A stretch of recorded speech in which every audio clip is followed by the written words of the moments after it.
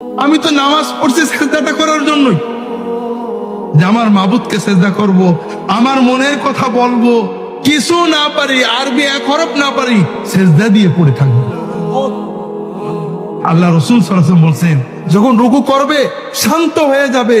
তুমি তো রুকু করতে আসো, আমরা আল্লাহর সামনে নত হয়ে নিজের দাসত্ব প্রকাশের জন্যই তো নামাজে দাঁড়াইছি। কিচ্ছু পারিনি, সব মাপ, কিন্তু মাথাটা নিচু করে রুকুতে গেলাম, দাঁড়ালাম। দাঁড়িয়ে কি? দাঁড়িয়ে পুরো না দাঁড়িয়ে, অধিকাংশ মানুষ আপনারা পুরো ইমাম জামাতে যখন পড়েন ইমামের জন্য বাধ্য হয়ে দাঁড়ান, তারপরেও ইমামের আগেই নেমে পড়েন। আর যখন একা পড়ে সুন্নত, হাই হাই কি পোড়া কপাল, রুকুতে সামি আল্লাহু লিমান হামিদা কি করে বলে জানি না, এইটুকুটাই সেজদা চিনতে, সেজদা আল্লাহু আকবার সুবহানাল্লাহ সুবহানাল্লাহ সুবহানাল্লাহ, আল্লাহু আকবার আল্লাহু আকবার, মানে একেবারে সোজা হয়ে বসেন।